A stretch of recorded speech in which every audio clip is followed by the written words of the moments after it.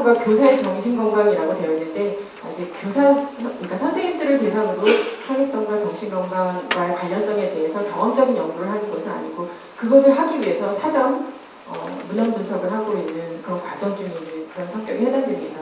오늘 제가 발표드리려고 하는 것은 주로 빅C에 좀 더 가까운 사람들의 그런 창의적인 업적을 남긴 사람들의 어떤 정신세계에 대한 그런 것을 분석하는 경향이 있습니다. 그렇지만 오늘 발표의 내용, 오늘의 주제하고 크게 무관하지 않다라는 생각이 드는 이유는 뭐냐면 우리가 오늘 이렇게 현장에서 창의 인성 교육을 위해서 이런 포럼을 개최하는 이유는 그런 다양한 학생들 중에서 결국은 빅C를 산출할 수 있는 아이들을 키워가기 위해서 이런 노력을 한편에서는 기울이는 것이 아닐까라고 생각합니다. 그래서 이 연구에서는 이제 말씀드린 바와 같이 향후 선생님들의 창의성과 관련지어서 어떤 창의성과 정신건강이라는 주제를 가지고 앞으로 더 연구를 하기 위해서 이제 연구 기반을 다지기 위해서 진행을 한 것이고요. 그 다음에 교사 창의성과 관련되어서 선행 연구들이 있습니다. 그렇지만 아직까지는 폭넓게 깊이 있게 연구가 많이 진행되고 있다고 생각되지는 않습니다. 그 창의성과 정신건강에 대한 문제에 대한 관심의 역사는 사실 굉장히 오래되었어요.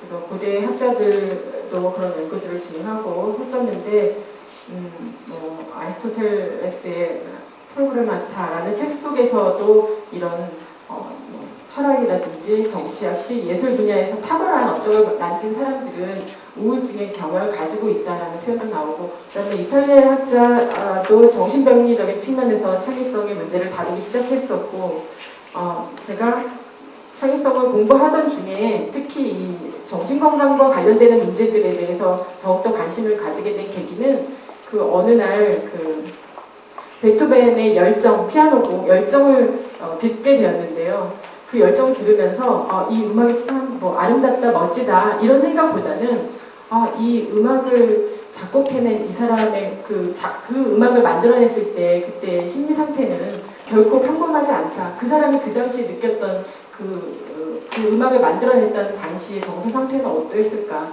그런 것들에 관심을 가지게 되었고, 그리고 좀 더 경험적인 연구에 가까운 것들은 여기 소개되어 있는 클로플리나 스카일드 또는 믹스와 월드 그리고 제니슨 이런 사람들의 연구들이 있었는데, 역시 이런 사람들의 연구 중에서도 뭔가 탁월한 업적을 남긴 사람들은 다른 사람들에 비해서 정신분열증적인 경향성이나 정동장애, 어펙티브 디스오더 같은 것이 좀 더 많았다, 이런 그 결과들을 접할 수가 있었습니다. 그렇다면 이제 창의적인 사람들은 과연 건강하게 오래 잘 살까? 여기에 대해서도 연구를 한 선행 연구가 있었어요. 그 연구 속에서 보면 일단 직업군별로 봤을 때 작가들의 평균 수명이 가장 짧은 것을 알 수 있었습니다. 그 다음에 만화가나 음악가, 건축가가 있었고, 비교적 긴 평균 수명을 가지고 있는 집단들은 작곡가와 그러니까 창의적인 창의적인 것과 관련되는 직업군들 중에서는 그래도 이런 화가나 사진가 이런 사람들이 좀 더 평균 수명이 길었다 하는 것을 알 수 있었고요. 그 다음에 직업군별로 봤을 때 알코올 중독의 경향 어떠한가 봤을 때 연극계에 몸담고 있는 사람들의 알코올 중독 발생률이 가장 높았다고 루트비게 연구에서 보고하고 있고요. 약물남용의 경우에는 음악가의 집단들이 가장 높은 것으로 나타났었으나 한 18개의 직업군별로 비교해 본 연구 결과였는데, 그 다음에 또 1999년도의 연구인데요.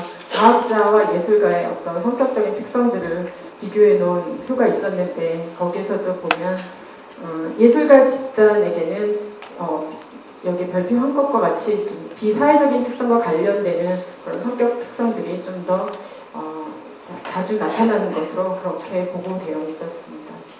제가 이거 이제 연구를 좀 급하게 하다 보니까 참고문헌 이런 인용에 대해서 충분하게 밝히지를 못했었는데, 사실 이것은 핸드북 오브 크리에이티비티, 글로버와 로닝 등이 엮은 그런 책 속에 나와 있는 표를 한번 다시 옮겨보는 것인데요. 여기에서는 탁월한 작가라든지 미술가, 작곡가 그리고 과학자들이 가지고 있는 그 정신장애 유형에 대해서 표를 요약해 놓은 것이 있었습니다.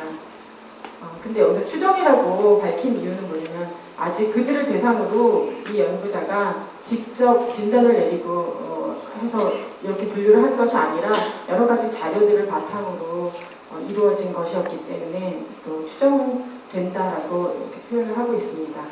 그 중에서도 여기 표에 이제 굉장히 다양한 학자들이 이렇게 다양한 작가나 시인이나 철학가들의 이름이 거명되고 있는 것처럼 이 집단 속에서는 정신분열증적인 증세라든지 양극성 장애, 단극성 장애와 같은 정동장애에 해당되는 그리고 뭔가 특이한 성격이라고 분류되는 그런 집단들이 굉장히 많다는 거 알 수 있었고요.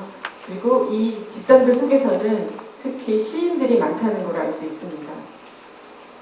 그 다음에 미술가 집단에서는 아까 보신 것보다는 좀 적은 발생률을 나타내고 있는데 그 중에서도 그 미술가들은 특히 정신분열증을 가지고 있는 사람들이 정동장애보다 좀 더 많게 나타났고요. 그 다음에 오른쪽에 샵 표시를 하는 것은 1972년도에 연구자에 의해서 정신분열로 여러 가지 자료를 바탕으로 해서 진단을 내린 그런 케이스에 해당됩니다. 그리고 과학자 집단에는 저는 여기서 과학 전공하시는 분들은 좀 이름이 익숙하신 분들이 많을 텐데요. 과학자 집단에도 역시 정신분열증이나 양극성 장애나 우울증과 같은 그런 증세로 고생을 했던 사람들이 많이 있었다는 사실입니다. 그 다음에 좀 더 특이한 성격이라고 소개되는 그런 학자들도 많이 있었고 여기는 이제 사회학자들도 있고 그런데 특히 프로이트 같은 경우는 자기가 자기 자신 스스로를 나는 신경증을 가지고 있다 이렇게 보고하기도 했었는데요. 그 사람을 비롯해서 멘델 이 사람들도 특별한 그 성격 분야에서의 어떤 힘든 점을 가지고 있지 않았나 그렇게 생각이 됩니다.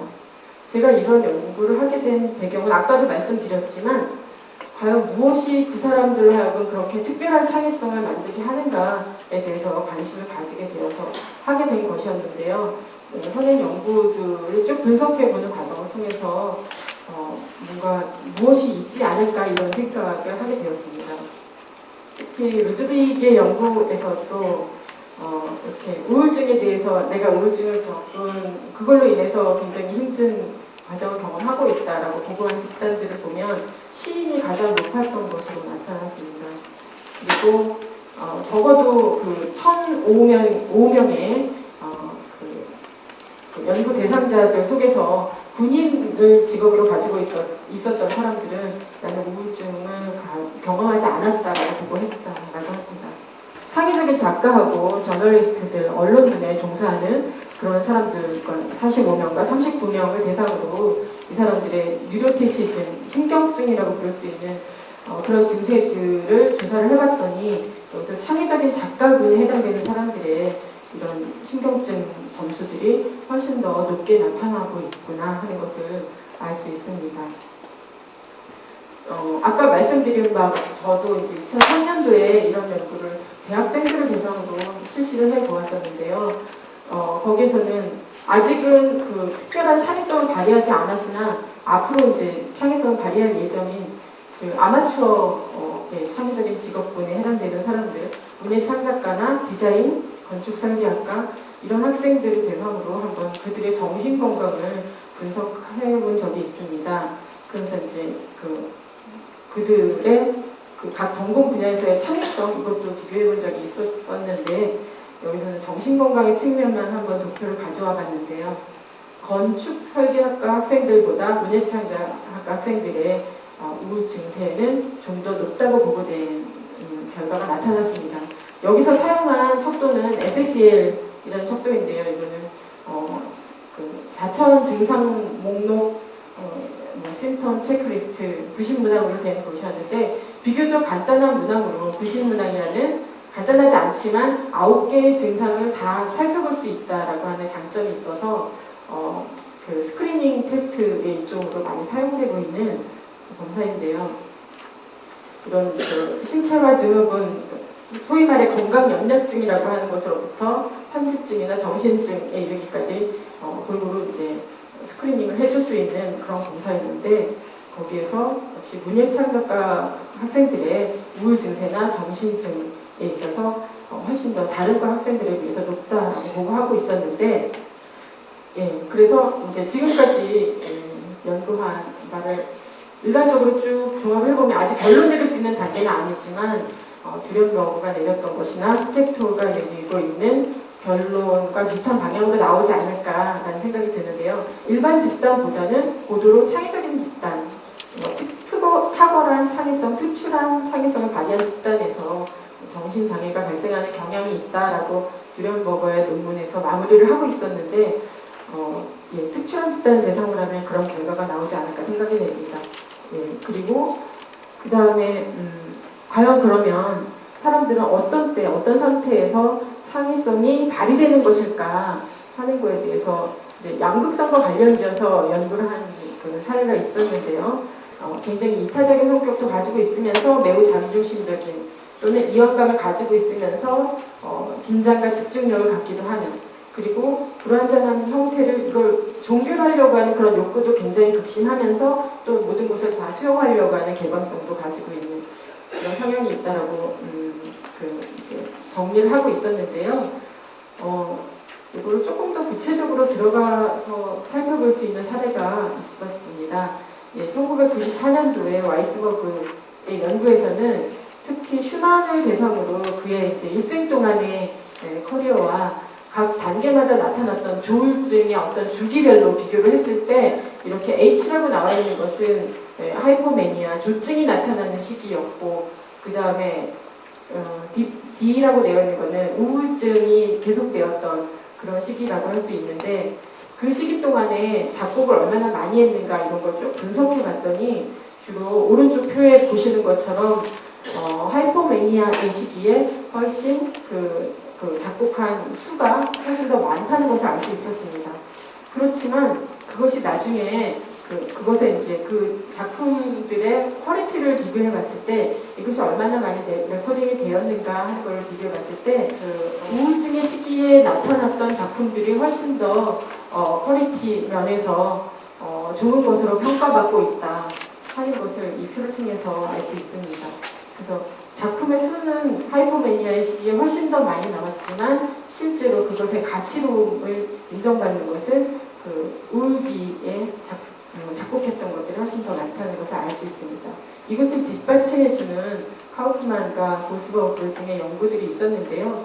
그들의 연구에서도 역시 긍정적인 기분 상태에 있는 것과 부정적인 기분 상태에 있을 때 어떤 때 더 성과가 많이 나타나는가 이런 걸 분석해 봤는데 보면 부정적인 감정 상태에 있을 때 막 기분 좋고 즐겁고 행복하고 이럴 때보다 뭔가 이렇게 다운되어 있고 그런 부정적인 감정 상태일 때 질적으로 우수한 작품들이 많이 나오고 있었다는 걸 보고하고 있습니다. 직업의 분야마다 필요한 창의성이 다 다르고 시대마다 다르다. 예를 들면 르네상스 초기에 주로 이제 길드라고 하는 조합을 통해서 어떤 작품을 만들어내고 그런 시기에는 협력하고 공동적으로 참여하는 그런 부분이 필요했을지 몰라도 이것이 이제 혼자서 유화가 발달이 되고 하면서 혼자서 캔버스에다가 어떤 그림을 그려내고 하는 그런 화가들에게는 그런 협력적인 부분이 덜 필요하지 않을까 그렇게 마무리하면서 어떤 획일적이고 단일한 전형적인 창의적인 성격이라고 하는 것은 존재하기 어렵다. 분야마다 시대마다 각각 다르게 정의 되어야 한다. 이렇게 결론을 맺고 있는데요. 향후 연구를 통해서 또 좋은 결론으로 여러분들께 소개해 드리도록 하겠습니다. 감사합니다.